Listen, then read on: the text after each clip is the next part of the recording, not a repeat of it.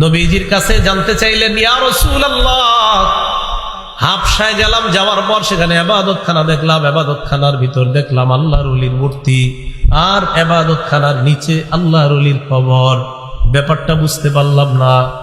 নবীজি বললেন, উলাইকা ইযা কানা ফীহিমুর রাজুলুস সালিহু ফামাতা বানাউ আলা কবরিহি মসজিদা। এরা হলো ওই সমস্ত মানুষ যাদের মাঝে কোনো ভালো মানুষ যখন মারা গেছে, মারা যাওয়ার পর তাকে তারা কবর দেয়, কবর দেওয়ার পর তার কবরের উপর তারা একটা সিজদার স্থান বানায়। আওয়াজ দিয়ে বলি নাউজুবিল্লাহ। নিচে কার কবর? ওলি, উপরে সিজদার স্থান। ওয়াসাওয়ারু ফীহি তিলকা সুওয়ার, ওই সিজদার স্থানের মধ্যে ওই আল্লাহর ওলির মূর্তি বসায় দেয়।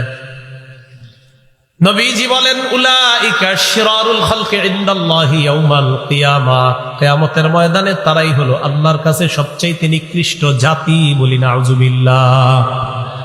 যে মূর্তি বানায় নিকৃষ্ট জাতি, যারা সিজদার স্থান বানায় কবরের উপর, এদেরকে কি বললেন নবী? নিকৃষ্ট জাতি।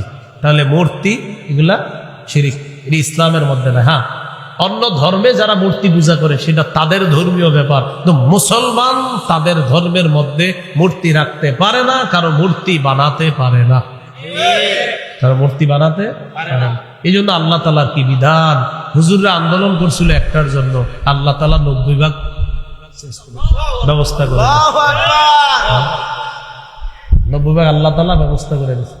আর যেগুলো আছে ইনশাল্লাহ এগুলাও ওই নীতি নির্ধারক যারা, তাদেরকে বুঝিয়ে শুনিয়ে বুঝাইতে হবে যে এই মুসলমানদের মূর্তি থাকা এটা বেবরকতির লক্ষণ, এটা বরকত উঠে যাওয়ার লক্ষণ। এই জন্য মুসলমান যারা আছি আমাদের মূর্তি থাকতে পারে না। হ্যাঁ, অন্য ধর্ম হিন্দু যারা আছে তাদের মূর্তি তাদের ধর্মীয় ব্যাপার, কিন্তু ইসলাম ধর্মের মধ্যে কারো মূর্তি থাকতে পারে না।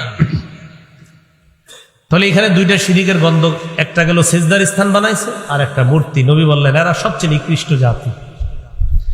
এখন আমি আপনাদের কাছে জানতে চাই, কবর কেন্দ্র করে সিজদার স্থান বাংলাদেশে না থাকলেও পৃথিবীতে আছে না?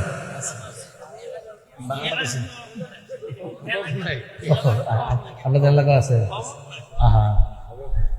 আমি জানি।